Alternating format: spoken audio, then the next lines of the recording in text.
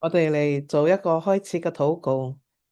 親愛天父，我哋感謝讚美你，主啊，多謝你帶領我哋今日可以再一次嘅嚟學習你嘅話語，用聖靈你除去我哋工作一日嘅呢個疲勞，幫助我哋可以專心嘅嚟分享同埋聽你嘅話語，從中俾我哋學習到你要我哋學習嘅功課。多謝你聽我哋嘅禱告，祈禱奉主耶穌基督你嘅名求，Amen。感謝主。好，嗯，今日咧係我哋要開始呢個成長之道單元4嘅第一課嘅呢個課程嘅，所以喺未分享第一課之前咧，我想同大家回顧一下啦。其實我哋已經學咗3個單元啦，單元1、2同埋3。OK，喺單元1同埋2咧，我哋確定咗我哋所相信嘅聖經嘅真理。就係單元一，我哋嘅嗰個單元一嘅主題咧係我相信什麼啊，所以我哋又講到我哋相信嘅係上帝，我哋要認識罪，我哋要因為罪影響我哋要得救要信耶穌得救，接受耶穌得救，然後有一個新嘅生命啊，同埋藉着洗禮，我哋過一個新嘅生命，有一個見證，同埋單元2咧。我哋就主題咧就係我活着嘅目的是什麼？其實呢個就係講到我哋作為信徒嘅一個目的係咩啦？所以意思話我哋信咗主耶穌，唔單止係信耶穌，我哋要過得勝嘅生命，我哋要被聖靈充滿，我哋要過有信心同埋盼望嘅呢個生命。我哋要經歷神嘅醫治，我哋要成為見證人。所以我哋都要同弟兄姊妹彼此嘅有一個溝通嘅，所以呢個單元1同埋2，單元3咧，我哋就探討咗我哋如何咧可以藉着研讀神嘅話語咧，同埋禱告喺我哋個人嘅生命中同上帝同行嚟成長嘅。所以單元3我哋花好多嘅時間咧，就係講到神嘅話語，同埋查考神嘅話語，禱告同埋即係唔同嘅呢個禱告嘅方式同埋代禱嘅，所以呢啲就係單元1、2、3。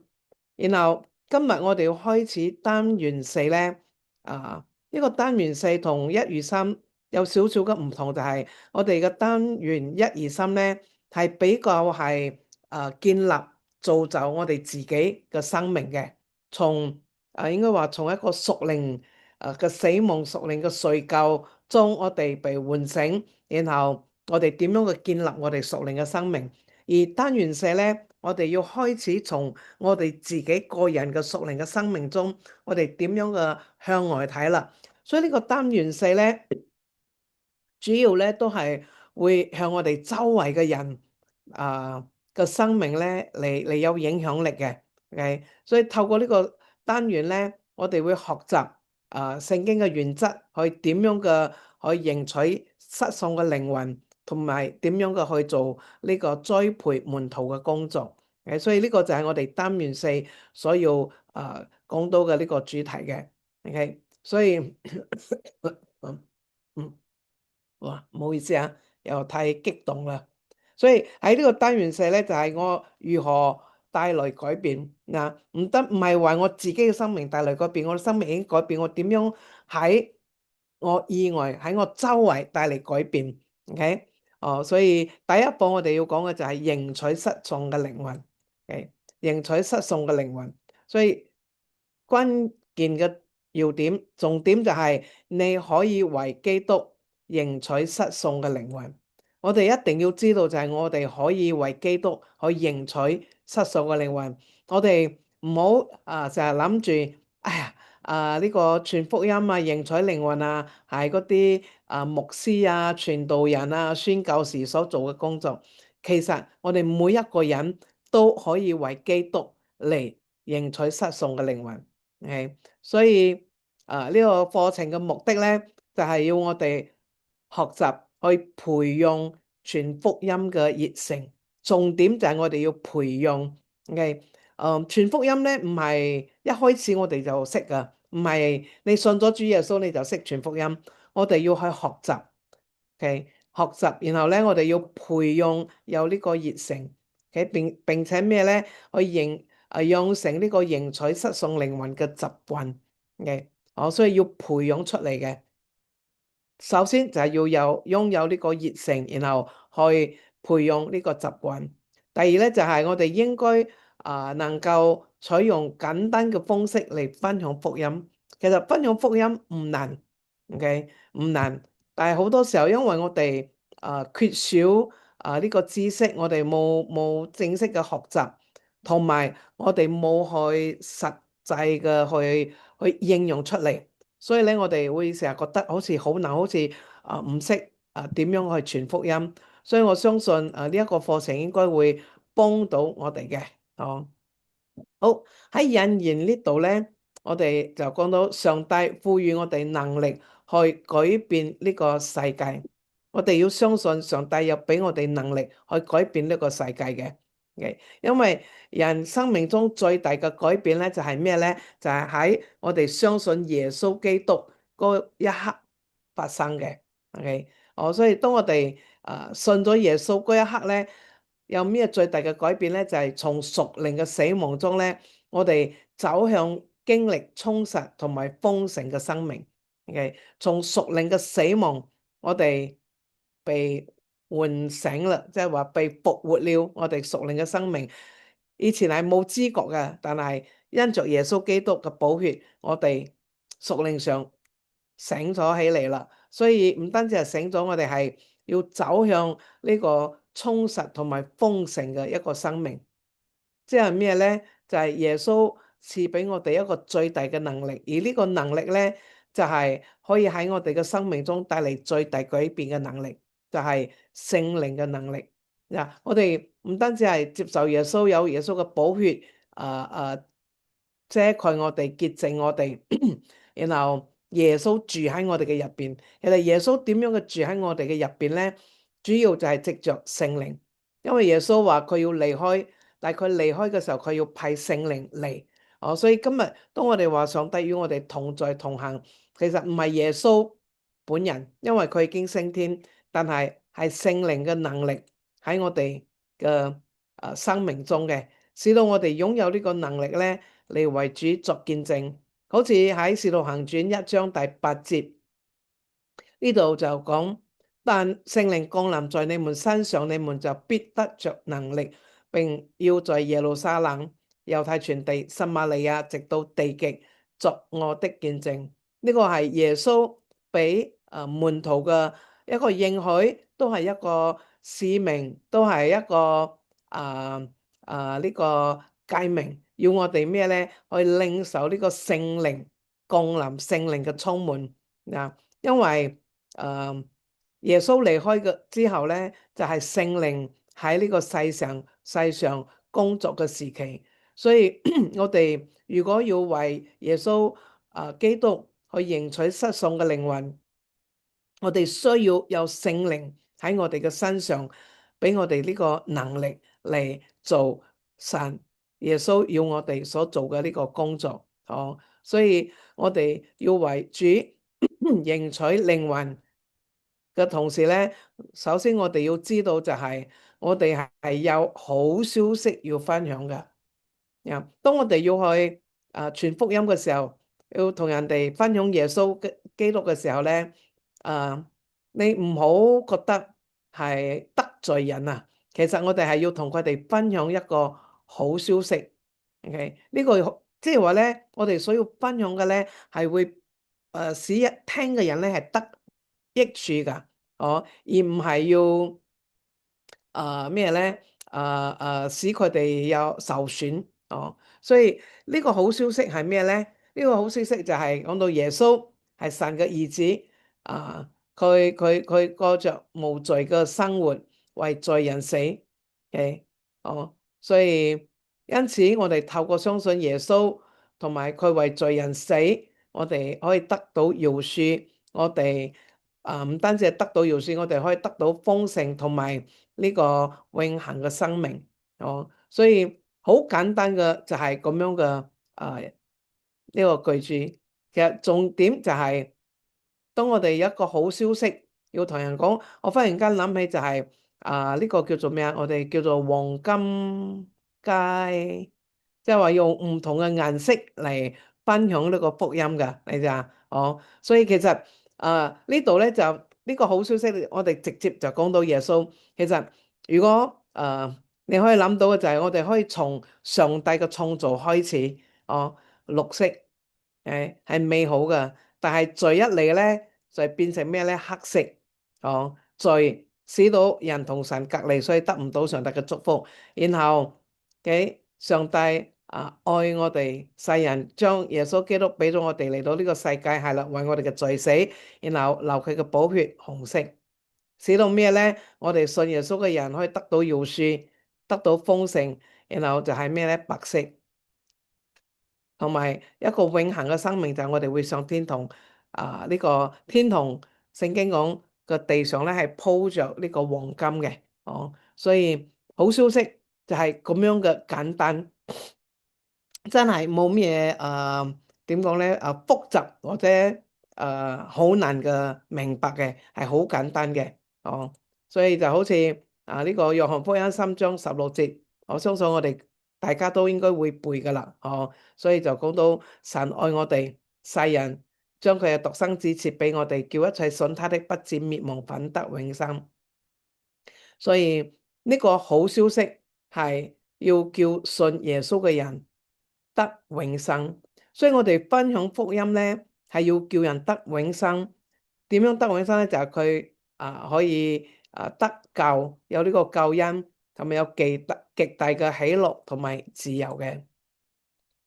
所以當我哋話我哋有好消息要分享，可以使人得到救恩，有喜樂。首先第一個喜樂咧就係天上嘅喜樂。喺路加福音15章呢段經文同我哋講，佢話一個罪人悔改在天上，也要這樣為他歡喜，較比為99個不用悔改的義人歡喜更大。嗱，呢個用義人即係信咗耶穌嘅人，同一個未信主嘅人信咗主嗰一刻嘅喜樂嚟相比，天上會為一個罪人悔改咧而歡喜快樂啊！哦，所以當一個罪人信主，天上係有大喜樂嘅，同埋咧，我哋要為得救嘅人歡喜。喺《使徒行傳》8章呢度就係講到腓利嘅經歷。聖靈帶領佢去同呢個埃塞俄比亞嘅呢個太監分享。因為當佢貼近嗰個馬車嘅時候，佢聽到呢個太監其實喺讀緊以賽亞書，所以佢就問佢：你頭先讀緊，你明白嗎？太監話冇人解釋，我唔明白。所以我相信腓利就藉着佢所讀嘅呢個經文咧，同佢分享，然後帶領佢信咗耶穌，然後佢就接受咗洗禮，然後咧。洗禮之後咧，主嘅靈將腓利接走之後咧，太監見唔到呢個腓利，但係咧聖經話佢歡歡喜喜地走路啊，即係話一同佢喺馬車上讀聖經又讀，係文字上佢可以讀到，但係佢唔明白，所以有啲啲嘅啲乜咧可能憂慮，但係當佢信咗耶穌之後咧，係歡歡喜喜啊，係啊，所以。當我哋睇到一個信主耶穌嘅人，接受耶穌基督嘅人歡喜，我哋都要為佢哋嚟歡喜噶，一齊嘅歡喜快樂嘅，OK，同埋唔單止係信咗主嘅人又歡喜，天上又喜樂信主嘅人歡喜，我哋為佢哋一齊嘅歡喜。第三段就話分享福音嘅人咧都擁有喜樂噶，喺呢個約翰福音4章36節同我哋講。收割的人得工價，積蓄五穀到永生，叫撒種的和收割的一同快樂。但係好多時候，我哋真正會快樂嘅時候係咩呢？我哋收割，即係話我哋傳福音，哇呢個人信耶穌，哇我哋帶領佢信耶穌，我哋就哇好喜樂，係咪？好似腓利頭先咁樣帶領咗呢個埃塞俄比亞嘅太監，真係有一個改變，我哋睇到，我哋就會好歡樂。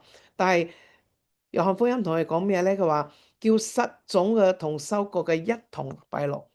所以原來好多時候，當我哋出去派單張，我哋傳福音，我哋向我哋身邊嘅人去做見證、傳福音、分享呢個好消息，可能佢哋唔係即時嘅話，要信耶穌，但係咩咧？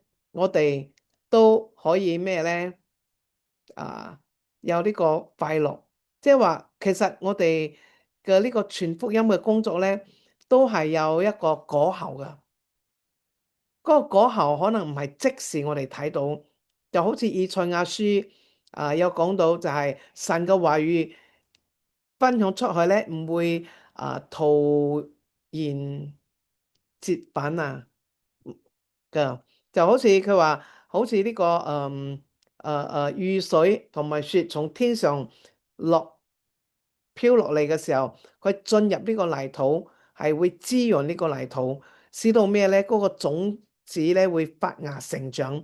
所以好多時候，當我哋傳福音咧，神嘅話語係有能力啊，佢會即係會滲透人嘅心，但係佢嘅效果係咪即時會生出嚟咧？我哋唔知。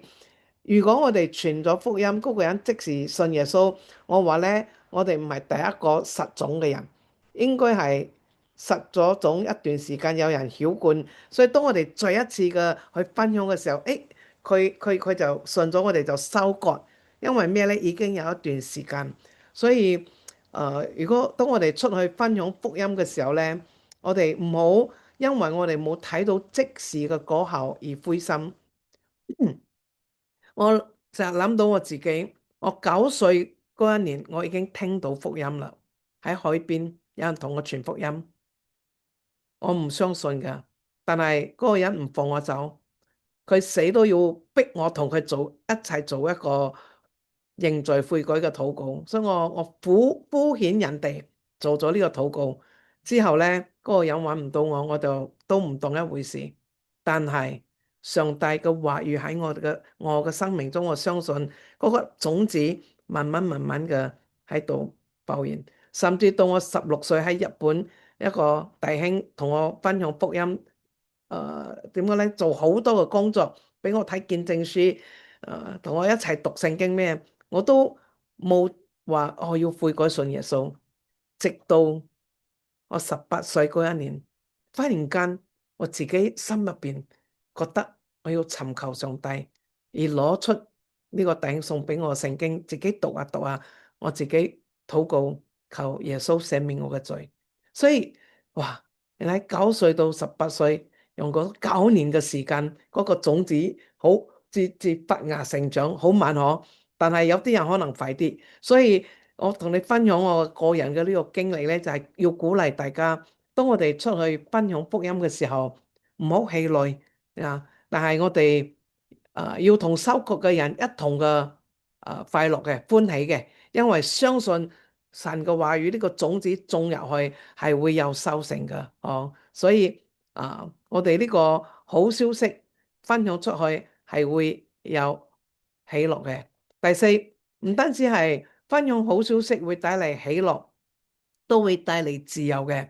呢度呢個經文路加福音19章呢度講到嘅就係呢個稅吏撒該，係咪？呢個撒該咧，佢稅吏咧多數咧都係貪錢嘅，呃人嘅錢嘅。但係佢聽到耶穌嚟，佢接納咗耶穌，佢信咗耶穌，然後咧佢嘅生命完全嘅改變嘅。OK，佢請耶穌到佢嘅家，然後咧呢個撒該咧就話主啊，我要把我所有嘅一半俾窮人。我同你講，呢件唔係一件容易嘅事噶。佢有嘅唔係10蚊、100蚊、1000蚊、一萬咁啊。佢嘅呢個所擁有嘅呢個所謂嘅資產係真係數之不盡噶。OK，但係佢話佢要將一半俾窮人，唔單止係咁樣，佢話佢欺詐咗邊個都要4倍嘅還翻俾人哋。所以耶穌就話今日咧救恩咧就進到呢個家啦。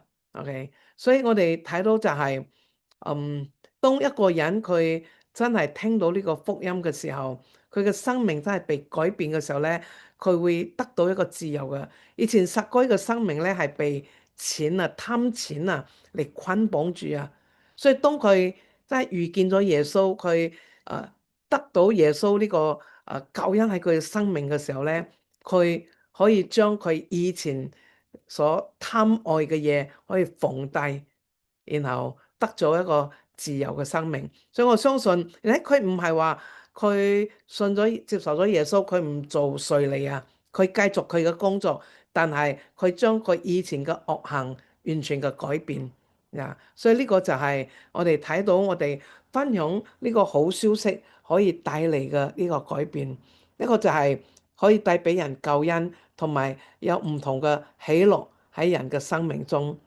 哦，所以讓我哋真係帶着一個被鼓勵到，就係知道我哋可以去分享福音、分享好消息嚟拯救唔同嘅靈魂。OK，然後第二點咧係要講到就係上帝已經裝備並且賦予我哋能力去迎取失喪嘅人。但係因為我哋時間嘅關係咧，所以今日我哋就先講到第一點。然後第二點咧，我哋下個星期再嚟繼續。好，感謝主，我哋做一個結束嘅禱告。天父多謝你，再多謝你真係俾到我哋可以有呢個能力去分享呢個好消息。主啊，我哋真係懇求你幫助我哋喺分享好消息嘅時候，俾到我哋有呢個信心嚟接受呢個喜樂。我哋唔俾我哋嘅眼前嘅情況嚟影響我哋，但係主要我哋知道當我哋分享呢個好消息嘅時候，主啊，你嘅呢個好消息就係你嘅福音可以嚟改變人嘅生命，使到人可以得到主啊，你所要俾佢哋嘅喜樂從捆綁中都可以得到呢個自由釋放嘅。我哋多謝你幫助我哋繼續有一個信心嚟做呢個工作。祈禱奉主耶穌基督你嘅名求，Amen。感謝主，我哋可以停止我哋嘅錄音，